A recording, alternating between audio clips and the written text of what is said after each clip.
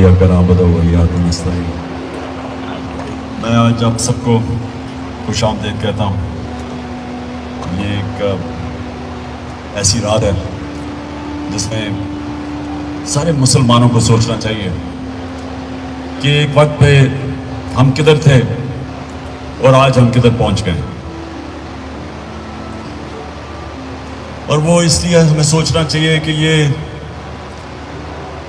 हमारा ईमान है कि इन दिनों में इस रात को अल्लाह ने हमारे ऊपर इतनी नेमत की कि अपनी किताब हमारे ऊपर नाजिल की। तो हमें इसलिए सोचना चाहिए कि क्या वजह है कि इस किताब ने, और जो गवाह था इस किताब का हमारे नबी सल्लल्लाहु अलैहि वसल्लम, उन्होंने इस किताब और इसके पैगाम से दुनिया की तारीख का सबसे बड़ा इनकलाब लेके आया। ये अगर आप तारीख के, मैं तो कोई दीनी आलम नहीं हूँ, इस्लाम का मैं अपने आप को आलम नहीं समझता, लेकिन मैं एक तारीख का अपने आप को तालिब इल्म समझता हूँ।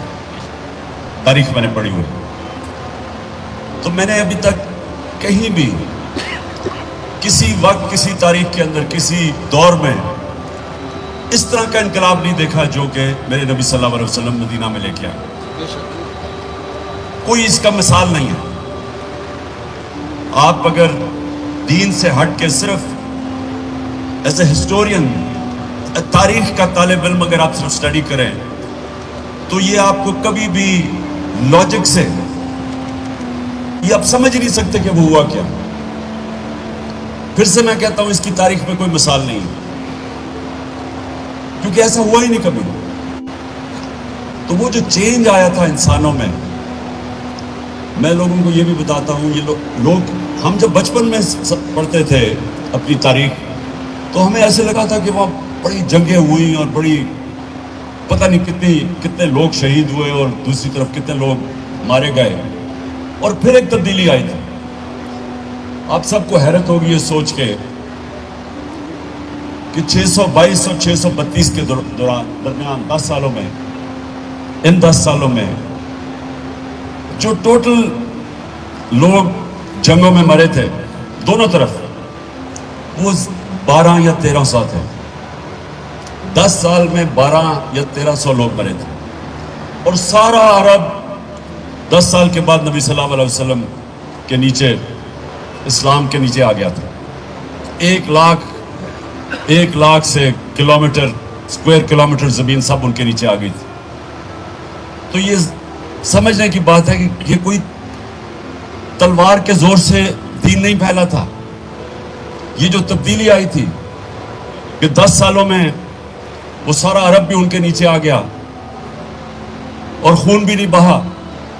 जिस तरह जब मंगोलियन ने, उन्होंने भी फतह की थी एक दफा दुनिया, लेकिन करोड़ों लोगों की जानें ली उन्होंने और खून के दरिया बहे। लेकिन इस बारी तो जिस तरह मैंने कहा 12 से 1300 टोटल कैजुअल्टीज थी। तो असल में ज़हनी तौर पे फिक्री इनकलाब था। इंसान बदल गए थे। कुरान की जो आयत है कि मैं कभी किसी कौम की हालत नहीं बदलता जब तक वो कौम खुद अपनी हालत बदलने की कोशिश ना करे।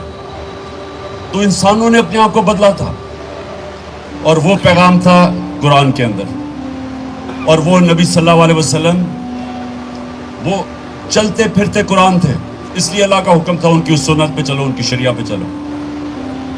तो इस पैगाम ने इंसानों को बदल दिया, और उन इंसानों ने दुनिया की इमामत की। यानी ये अगर आप देख लें कि 625 जंग बदर और 11 साल के बाद यारमुक की जंग, जिधर रोमन एम्पायर यारमुक में हारता मुसलमानों से, और उसके अगले साल दूसरा सुपर पावर पर्शियन एम्पायर, वो उनके सामने घुटने टेकता है। 11 और 12 सालों जंग बदर के बाद 313 लड़ने वाले, ये कोई समझा दे कि ये हुआ क्या। 11 और 12 सालों के बाद दुनिया की 2 सुपर पावर्स उनके सामने घुटने टेक देती हैं। तो वो क्या चेंज आई थी। मुझे अफसोस से कहना पड़ता है, मैंने ये कभी, मैं इतने छोटा सा था जब मेरे वालिद मुझे ले जाते थे जुमा के खुतबे पे, میں نے کبھی کسی کو یہ بتاتے نہیں سنا کہ یہ کیا ہوا تھا.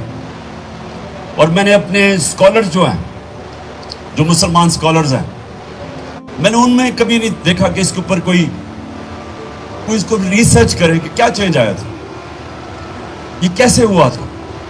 کیونکہ اس کی کوئی ایکسپلین بیان نہیں کر سکتا, کوئی نہیں بتا سکتا کہ یہ کیا ہوا تھا. اصل میں ہوا تھا, ایک پیغام آیا اور نبی صلی اللہ علیہ وسلم نے اس پیغام کے ذریعے انسانوں کو آزاد کر دیا. یہ یاد رکھیں کہ جو آزادی ہے, اللہ نے اپنی آزادی کے لڑنے کے لیے اس کو جہاد سب کہا ہے. اگر آپ اپنی آزادی کے اندر کی جنگ لڑتے ہوئے مرتے ہیں تو آپ شہید کا رتبہ دیا ہے. اور پیغمبروں کے بعد شہداء کا رتبہ ہے, اتنا بڑا رتبہ دیا ہے. اس کا مطلب آزادی کو اتنی اہمیت دی ہے کہ غلام قوم آگے نہیں بڑھ سکتی, صرف آزاد انسان اوپر جاتے ہیں. اور اصل میں لا الہ الا اللہ ادھر سے ہی آزادی شروع ہوتی ہے. جب آپ یہ بیان کرتے ہیں کہ اللہ تیرے سوا میں کسی کے سامنے نہیں جھکوں گا, تو یہ آپ کا آزادی کا سفر شروع ہو جاتا ہے. اور پھر اندرونی آزادی کہ جب آپ خوف, یہ بہت بڑا بت ہے. میری زندگی میں جو لوگ اوپر نہیں جا سکتے, وہ اپنے خوف کے اوپر قابو جو نہیں پاتا وہ اوپر نہیں جاتا کسی شعبے میں بھی. جو انسان خوف کے اوپر قابو نہیں پاتا اس نے آج تک بڑا کام نہیں کیا. جو میں مثال دیتا ہوں, جو شخص سب سے پہلے سب سے اونچے پہاڑ پہ چڑھا تھا آج سے کوئی 70 سال پہلے, تو اس سے پہلے سب لوگ جو اوپر چڑھنے گئے تھے ماؤنٹ ایوریسٹ کے, وہ مر گئے تھے, اور شاید تھوڑے سے تو بچ کے واپس آ گئے تھے. تو سوچیں کہ جب اس نے فیصلہ کیا چڑھنے کا, تو اس نے سب سے پہلے اپنے خوف کے اوپر قابو پایا. اور قرآن کی آیت ہے کہ جو لوگ ایمان لے آئے میں ان کے خوف دور کر دیتا ہوں. ان لوگوں کے خوف دور کر دیا اللہ نے. وہ جو عرب جن کی حیثیت ہی کوئی نہیں تھی, 2 سپر پاور دونوں طرف, تو ان کو آزاد کیا خوف سے, بڑے انسان بنانے کے لیے جنہوں نے دنیا کی امامت کی. پھر ان کو جو کیریکٹر ہے, ایک بڑے انسان کا بڑا کیریکٹر ہوتا ہے. جو مثال تھی صادق اور امین کی, سچا اور انصاف کرنے والا, جو ان کے صحابہ تھے سب لیڈر بن گئے, جو ان کے ارد گرد تھے وہ لیڈرز بن گئے, انسانوں کو لیڈرز بنا دیا. میں پڑھ رہا تھا کہ حضرت بلال جو غلام تھے, انہوں نے بھی 2 کیمپین جنرل بن کے لیڈ کی تھی. غلاموں کو انہوں نے جنرلز بنا دیا. جو مجھے سب سے پسند ہے مولانا رومی کی, جب وہ کہتے ہیں کہ جب اللہ نے تمہیں پر دیے کیوں زمین پہ رینگ رہے ہو. سب انسانوں کے پاس پر ہے, لیکن اس پرواز کے لیے ایک راستہ چاہیے, اور وہ راستہ آپ 5 وقت کی نماز پہ مانگتے ہیں کہ اللہ اس کے راستے پہ لگا جن کو نعمتیں بخشی. وہ والا راستہ ہے پرواز کا, وہ بھی ہمیں نہیں سمجھ ابھی تک. سوچیں کہ آپ مکہ مدینہ جائیں, سب سے زیادہ آپ کو مسلمان پاکستانی ملتے ہیں وہاں. میں تو جب بھی گیا ہوں مجھے سب سے زیادہ وہاں پاکستانی نظر آئے مسلمان. یہاں سب سے زیادہ عشق کیا جاتا ہے نبی صلی اللہ علیہ وسلم سے. عاشق رسول سب سے زیادہ یہاں ہیں. تبلیغی جماعت کا اجتماع ہوتا ہے, 20 لاکھ لوگ جمع ہو جاتے ہیں. لیکن یہ پوچھیں کہ کیوں ہمارے یہ حالات ہیں آج, کہ دنیا میں گھٹنوں پہ پھر رہے ہیں, بھیک مانگتے ہوئے پھر رہے ہیں, ملک غریب ہے, لیکن پاکستانی امیر ترین ہے, اربوں روپے کی ان کی پراپرٹیز باہر ہیں, لیکن ملک غریب ہے. کیونکہ ہم اتنا دور چلے گئے اس پیغام سے, جس پیغام نے مسلمانوں کو اوپر لے کے گیا تھا. ایک دفعہ جو ایک پیغام اوپر لے کے گیا تھا, آج ہم وہ پیغام سے دور چلے گئے. اور وہ جو ملک آج اوپر ہے, اور میں ان برطانیہ میں میرا بڑا وقت گزرا اسٹوڈنٹس لائف پہ, یونیورسٹی گیا, پھر میں کرکٹ کی وجہ سے, تو آہستہ آہستہ مجھے یہ سمجھ آئی کہ جو بھی نبی صلی اللہ علیہ وسلم کے پیغام پہ جائے گا, کیونکہ وہ رحمت للعالمین ہے, سب انسانوں کے لیے وہ رحمت بن کے آئے تھے. تو وہ یہ نہیں تھا کہ رحمت المسلمین, نہیں تو ہو سکتا صرف ہم ہی مسلمان ہی اوپر جاتے ان کے پیغام پہ چل کے, لیکن وہ سب انسانوں کے لیے رحمت بن کے آئے تھے. تو جو بھی انسانی معاشرہ ان کے حکم پہ چلے گا وہ اوپر چلا جائے گا. جس طرح مسلمان تب اوپر گئے تھے, مدینہ کے بعد کئی 100 سال تک انہوں نے دنیا کی امامت کی. تو آج ہمیں پاکستانیوں کو یہ سوچنا چاہیے اس رات کو، یہ بڑی عظیم رات ہے کہ جس دن اللہ کی کتاب ہمارے پہ نازل ہوئی تھی. ہم کتاب کی اتنی قدر کرتے اور ہمیشہ کرنی چاہیے، اللہ کی کتاب ہے، لیکن ہم نے اس کے عمل نہیں کرتے. اس کے اوپر ہم عشق کرتے ہیں اپنے رسول سے، لیکن ان کی سنت پہ نہیں چلتے.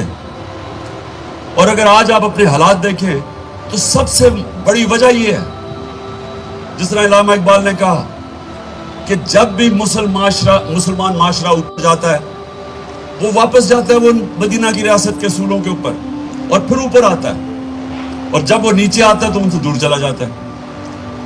ہمارے لیے آج سب کو یہ سوچنا چاہیے کہ ہم اب کیسے اس قوم کو اوپر لے جا سکتے ہیں. اور میں آپ کو یہ بتا دوں کہ وہ جو بڑے سیدھے سیدھے اصول ہیں کہ جب تک ہم اس ملک میں عدل اور انصاف نہیں پیدا کریں گے اور اس کے لیے جنگ نہیں لڑیں گے ہم آزاد نہیں ہوں گے. اور جب تک ہم آزاد نہیں، ہم اوپر نہیں جا سکتے، ہماری پرواز اوپر نہیں جائے گی. اور عدل انصاف کبھی بھی جو طاقتور، جو مافیاز، جو ایک کرپٹ نظام سے فائدہ اٹھا رہے ہیں وہ کبھی انصاف نہیں آنے دیں گے، کیونکہ وہ ایک ظلم کے نظام سے وہ فائدہ اٹھا رہے ہیں. چھوٹا سا طبقہ ہے، وہ نہیں آنے دے گا. وہ پورا زور لگائے گا کہ لوگوں کو غلام رکھ کے اور خود وہاں عیاشیاں کریں، پیسے چوری کریں. باہر ان کے بڑے بڑے محلات ہیں، وہ کبھی نہیں آنے دیں گے.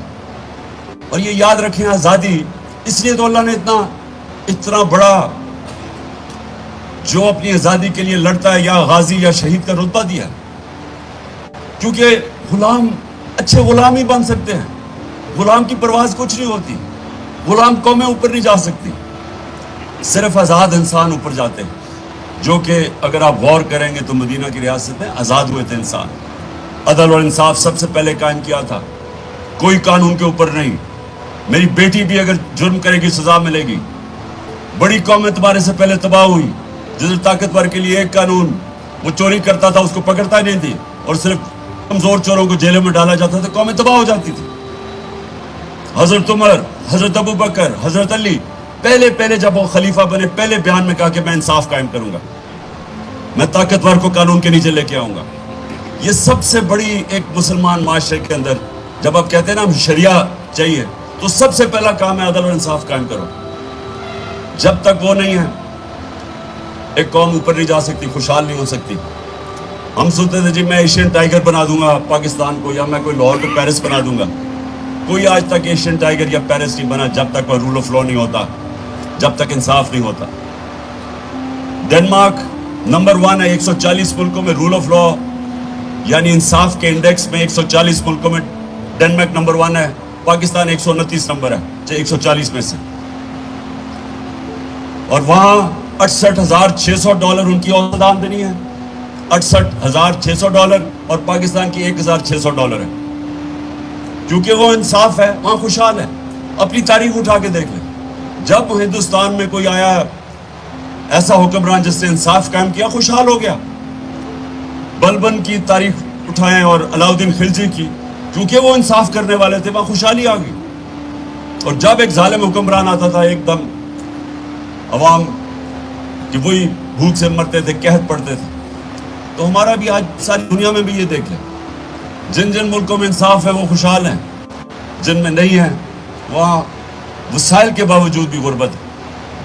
اور یہ جو آخر میں آپ سب سے اپنی قوم سے بھی یہ کہتا ہوں کہ کبھی کوئی آزادی آپ کو پلیٹ پہ پکڑا کے نہیں دیتا.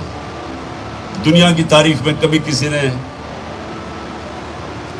نے زنجیریں خود ہی کھول کے نہیں آپ کو آزاد کیا. زنجیریں توڑنی پڑتی، آزادی کے لیے جدوجہد کرنی پڑتی، جہاد کرنی پڑتی.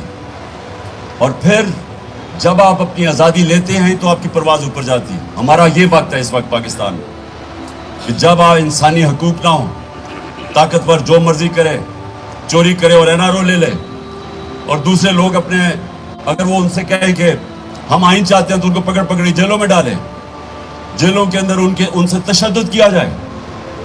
تو یہ نظام نہیں چل سکتا. اور اس نظام میں یہ فیصلہ کر لیں کہ اگر آپ نے یہ نظام کو چلنے دیا تو آپ کا کوئی مستقبل نہیں. اور یہ اللہ قرآن میں کہتا ہے کہ میری زمین پہ دیکھو کتنی قومیں میں نے تباہ کی جو میرے حکم پہ نہیں چلی. وہ کہتے ہیں، اور آپ دیکھ لیں کہ دنیا کی تاریخ میں کتنے بڑے بڑے سویلائزیشن آئے اور تباہ ہو گئے. سب سے بڑی وجہ یہ تھی کہ وہاں ظلم تھا. جو حضرت علی رضی اللہ تعالیٰ نے کہا کہ کفر کا نظام چل جائے گا لیکن ظلم کا نظام نہیں چل سکتا. میں آج یہی چاہتا ہوں جب آپ پیر صاحب دعا کریں، دعا مانگیں، تو ضرور ہمارے ملک کے لیے کریں کہ ہم سب سے زیادہ اپنے آپ کو انصاف لے کے ملک کو آزاد کریں. اچھا، ایک یہ نہیں پتہ چلتا کہ ہم یہاں ایسی محفلوں میں بیٹھتے ہیں کہ لوگوں کو پسند بھی آ رہی ہے بات، یعنی کوئی تالیاں کوئی نہیں مارتا، تو کسی کا نہیں پتہ چلتا کہ آپ اب وہ اتنی اچھی اس نے نعتیں پڑھی. اب مجھے نہیں پتا تھا کہ نعت آپ نے انجوائے بھی کیا ہے نہیں کی.